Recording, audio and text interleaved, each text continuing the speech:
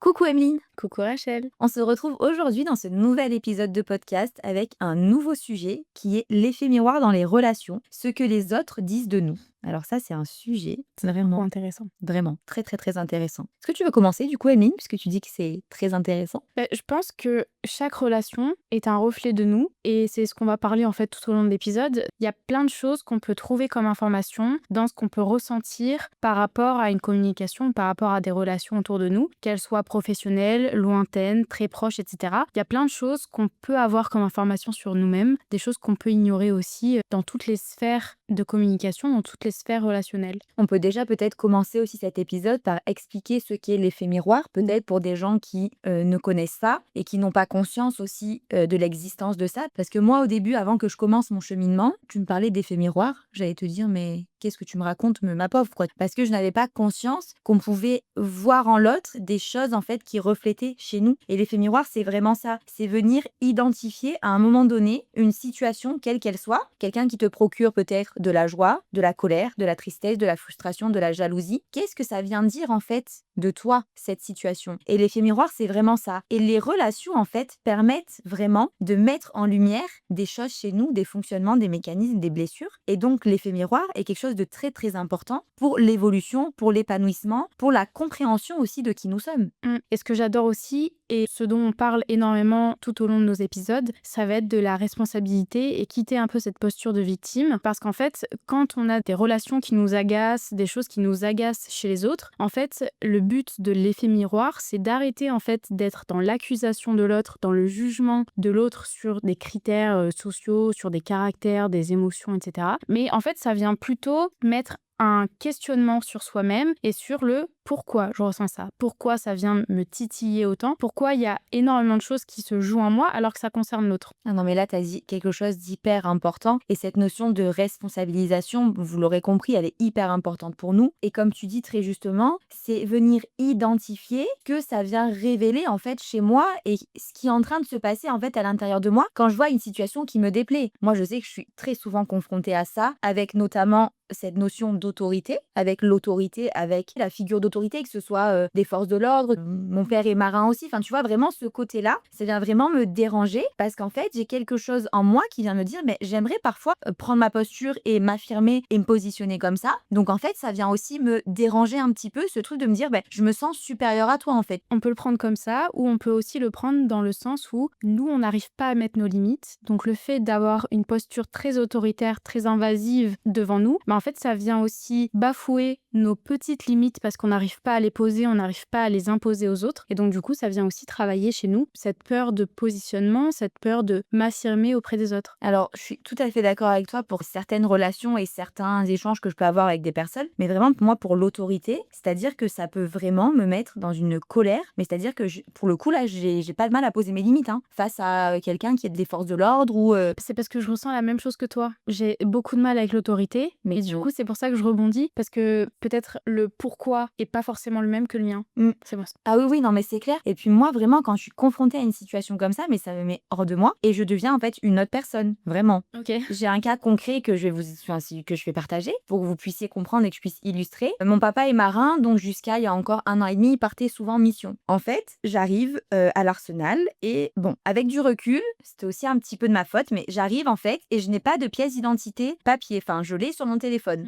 Sachant que 4 mois auparavant, quand j'arrive à l'Arsenal, au même endroit, la même porte, etc., je peux rentrer avec la pièce d'identité sur mon téléphone. Je D'accord. peux rentrer dans l'Arsenal. Moi, quand j'arrive le jour où mon père revient de mission, là, je suis plus la Rachel de 27 ans, je suis la Rachel de 3 ans qui retrouve son papa et qui est trop contente de retrouver son père. En plus, on avait camouflé sushi dans la voiture et tout. Bon, bref, s'il y a des marins qui nous écoutent ou des gens qui sont dans l'armée, c'est n'écoutez pas.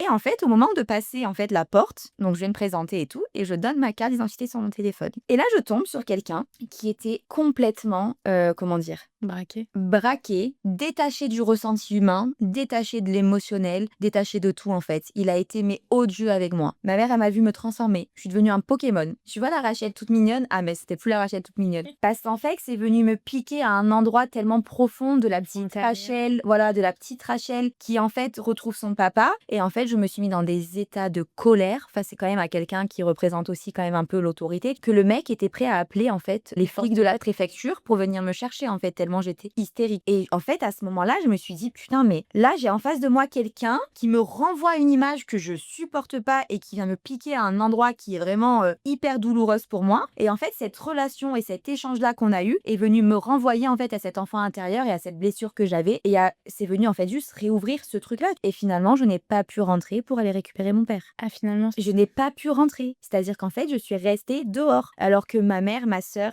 et mon chien, mais le chien est rentré et moi, je n'ai pas pu rentrer. J'étais dans une colère, dans une tristesse et en fait, tous ces sentiments enfouis que j'avais sont ressortis, en fait, à ce moment-là parce que je me suis dit: «Mais en fait, c'est pas possible». Sur le moment, je lui en voulais à mort au gars parce que je me suis dit: «Ouais, c'est un gros con, vraiment, mec, il est inhumain». Et maintenant, avec du recul, quand je prends un peu de recul sur la situation, je me dis: «OK, en soi, OK, peut-être, mais lui aussi, il a des règles à respecter, il a des choses qui lui sont imposées. Il pouvait pas me faire rentrer, OK, mais qu'est-ce que c'est venu dire aussi de moi et qu'est-ce que c'est venu révéler, en fait, en moi», tu vois? Et cette situation, je l'ai en tête parce que même, je sais pas, peut-être une semaine après, mon père, il a reçu un mail carrément en disant que, genre, en gros, il y avait moi, c'est arrivé avec moi et avec aussi le mari d'une des marinettes sur le bateau de mon père. En fait, il a pas voulu nous laisser rentrer, le gars. Et en fait, il a fait un mail assez costaud en disant, en gros, 2 personnes, machin, ont été assez dans l'affrontement. Donc ça allait un peu loin quand même cette histoire, mais parce que j'avais mon enfant intérieur qui était piqué, j'avais quelque chose qui était venu me blesser encore profondément. Maintenant, avec du recul, peut-être que je réagirais différemment ou pas, j'en sais rien. Mais en tout cas, c'est venu me renvoyer quelque chose à moi. c'est hyper intéressant cette Oui. situation parce que du coup là on est vraiment dans l'effet miroir et dans ce que révèle l'autre sur soi-même. Carrément, carrément, exactement. Je pense qu'il y a différents reflets que les personnes peuvent avoir sur nous-mêmes, contrairement en fait à ce que tu pouvais ressentir, d'avoir une grande admiration envers quelqu'un. En fait, on peut parfois se dire que c'est une qualité qu'on a en soi, qu'on enfouit très très loin et qu'on n'arrive pas à exprimer, qu'on n'arrive pas à assumer. Donc, il n'y a pas forcément que de la colère. En fait, c'est pas forcément quand vous avez que de la colère, que du mécontentement, de l'agacement envers une personne, que ça vient révéler quelque chose en vous. Même dans la joie, même dans le fait d'être admiratif de quelqu'un, ça vient aussi chercher quelque chose en vous. Par exemple, j'admire énormément une copine à moi qui est influenceuse. Vous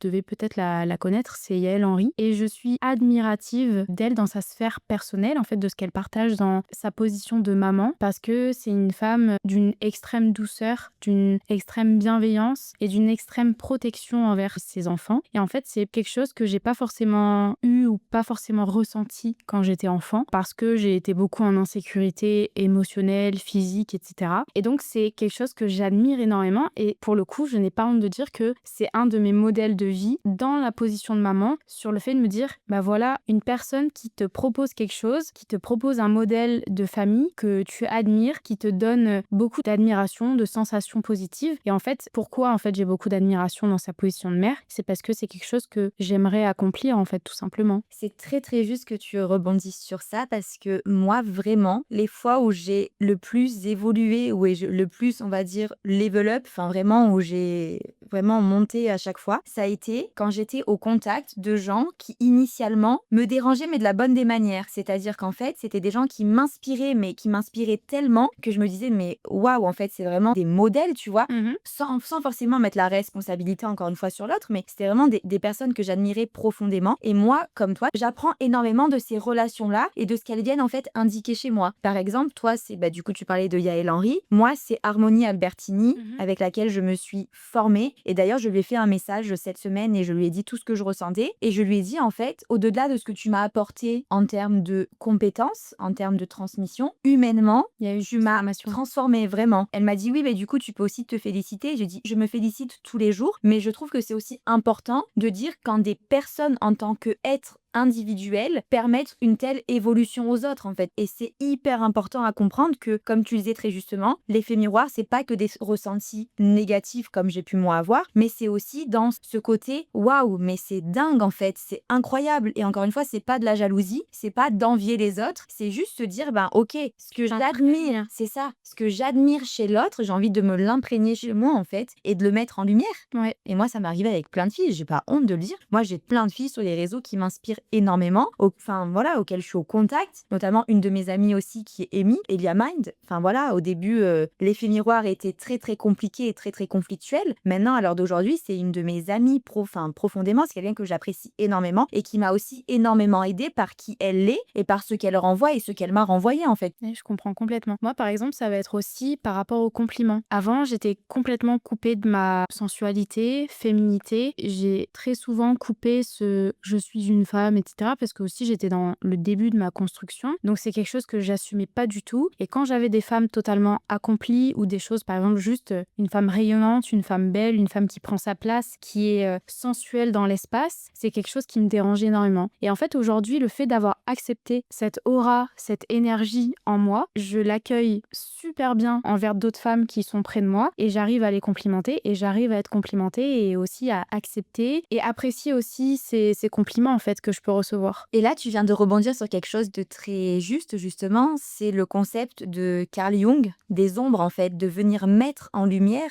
certaines ombres. Qu'est-ce que, en fait, ces filles-là qui étaient dans leur sensualité, dans leur énergie féminine, dans leur aura féminine, venaient réveiller chez toi, en fait? C'était une de tes multiples facettes. Vous savez que moi, j'aime beaucoup ce concept de boule à facettes, c'est d'ailleurs un tatouage que j'ai dans le dos, parce que pour moi, chaque être humain est composé de plein de facettes, qu'elles soient lumineuses ou sombres, peu importe, mais le but, c'est de vivre en harmonie avec tout ça et de venir mettre de la lumière sur nos zones d'ombre pour vivre en fait en harmonie avec elles en fait. Encore une fois, pas les occulter, mais venir vivre en harmonie. Quand tu parles de ces femmes sensuelles dans leur aura féminine, quand tu dis que ça venait te piquer, te déranger, c'est parce que cette facette-là, elle était encore trop dans l'ombre, il n'y avait pas encore de lumière qui était venue se projeter sur elle, et en fait, ces femmes-là, en fait, venaient te renvoyer à toi cette facette-là. Ce que je mettais sous le tapis énormément parce que j'étais vraiment ce garçon manqué, même quand j'étais en primaire, les mecs ne savaient pas si j'étais une fille ou un garçon. J'aimais un peu jouer sur ce Ah ouais? je m'habille ah oui, moi j'avais les cheveux très très courts. Ma mère m'habillait au rayon garçon, c'était un choix de ma part. Elle écoutait totalement mon besoin qui était de monter aux arbres, me rouler par terre. On voit tellement pas comment. Ah oui, explorer l'espace. Et en fait, elle a été énormément critiquée, ma mère, sur ce choix-là, parce que on lui disait, bah, elle va finir comme un mec, quoi. Et en fait, c'est pas parce que on va conforter un enfant dans une position, donc par exemple, la faire jouer à la petite fille avec des petites jupes, des petites poupées. Moi, j'étais pas du tout poupée. Voilà, moi, j'étais ballon de foot, monter aux arbres, etc. Et en fait, je suis restée dans cette position-là. Et en fait, j'acceptais pas la féminité des autres femmes. J'acceptais pas, en fait, leur féminité. J'acceptais pas leur sensualité. J'arrivais pas à accepter cette part de féminin, cette part de yin dans l'autre. Et en fait, aujourd'hui, maintenant que je suis totalement dans ma position de femme, autant dans mon yin que dans mon yang, dans mon énergie masculine que dans mon énergie féminine, bah en fait, aujourd'hui, j'arrive à accepter toutes les parts des autres, qu'elles soient masculines ou féminines. Et puis justement, après, quand tu arrives à identifier ces deux parts-là, tu arrives aussi à savoir à quel moment de ta vie tu peux plus utiliser une énergie ou plus une autre. Moi, par exemple, à l'heure d'aujourd'hui, moi, j'ai très peu d'énergie yang pour le coup. Moi, je suis beaucoup dans le ressenti, je me laisse porter, tu vois, vraiment l'énergie féminine, pas la posture féminine de sensualité et tout. Je parle vraiment de l'énergie féminine, de ce qu'elle apporte en termes de ressenti, de flow, je me laisse un peu porter, tu vois. D'accord. Moi, je manque beaucoup de yang. Enfin, je manquais parce que là, je commence un peu plus à m'en apporter. Tu t'affirmes aussi. Oui, je m'affirme de plus en plus, je structure de plus en plus aussi mes idées, je me positionne de plus en plus, tu vois. Donc ça, c'est vraiment quelque chose que moi, j'ai besoin de me familiariser. Mais du coup, c'est vrai que, comme toi, parfois, j'avais du mal avec ces femmes vachement ambitieuses, vachement carriéristes, vachement organisées, hyper rigoureuses, parce que moi, c'est quelque chose que je n'ai pas du tout et que je n'avais pas. Que tu avais, mais que tu mettais sous le tapis. Et que, oui, que je mettais sous le tapis et qui était vraiment en moi, et je sais que j'ai en moi, mais que je mettais sous le tapis et que j'essayais de camoufler un petit peu parce que ça m'arrangeait bien aussi. Parce qu'il faut dire aussi ce qui est, notre mental et notre ego, il est très fort. Il sait aussi quand est-ce qu'on peut ajuster, mettre en place ou pas mettre en place, tu vois, donc c'est ça. Et moi maintenant, j'apprends vraiment à me reconnecter à mon énergie yang et à la faire ressortir en fait de sous le tapis, comme tu dis en fait, de la remettre en fait sur le devant de la scène et me dire, bah ok, je peux être Rachel, une fille toute mignonne, toute gentille, dans son énergie féminine à fond, avec une aura de malade et tout, mais tu peux aussi être quelqu'un qui est hyper carré, hyper rigoureuse, hyper organisée, hyper dans l'action, dans les projets. Et je sais que ces deux choses-là, c'est des choses qui font partie intégrante de ma personnalité. On va partir un petit peu sur l'astro, mais je suis poisson ascendant Capricorne. La première partie de ma vie, donc jusqu'à à peu près mes 30 ans, ça tombe bien, j'en ai 29, je sens vraiment que là, je bascule dans mon ascendant. À partir de 30 ans, tu bascules sur l'ascendant. Donc là, la première partie de ma vie, c'était les émotions, les ressentis, apprendre à vivre avec son intuition, ses émotions. Maintenant, le Capricorne, c'est on y va, tu vois, on met en place. Donc aussi, ce côté-là me permet aussi de me reconnecter à mon énergie yang à fond. Je pense que comme on le dit à chaque épisode, c'est un processus. Tout est un processus. C'est juste le fait de juste d'apporter une question, même si on n'a pas forcément les réponses, juste le fait de se remettre dans la responsabilisation, de se dire, bah voilà, cette personne, je suis inconfortable, il y a quelque chose qui se joue en moi, que ce soit positif ou négatif, mais de toute façon, c'est une information. Et juste le fait de se poser la question, on est dans le progrès, on est dans la transformation, dans la responsabilisation, on viendra petit à petit répondre à ces questions et trouver ce qui se joue en soi quand on est traversé par des émotions, alors que ça ne porte normalement que sur l'autre, alors qu'en fait, finalement, ça vient travailler uniquement sur soi. Et puis, il faut pas non plus oublier qu'il y a aussi quand même quelque chose à ne pas négliger, c'est qu'on peut se sentir aussi parfois en incompatibilité avec des gens. C'est-à-dire que chaque personne que tu vas rencontrer, bien évidemment que à 100%, elle va pas te renvoyer quelque chose en toi. Pas tout Pas, le monde, non. pas tout le monde, pas tout le temps. Il y a aussi parfois des gens que tu croises et que tu n'arrives pas à expliquer pourquoi. Il y a une incompatibilité qui se fait. C'est même pas une gêne ou une différence ou quelque chose qui vient te réveiller en toi. C'est juste, tu te dis, bah en fait, cette personne, j'ai pas d'attirance particulière. Et rien que ça vient aussi te mettre en lumière le fait de te dire, bah, je peux en fait ressentir ce néant et cette incompatibilité avec quelqu'un.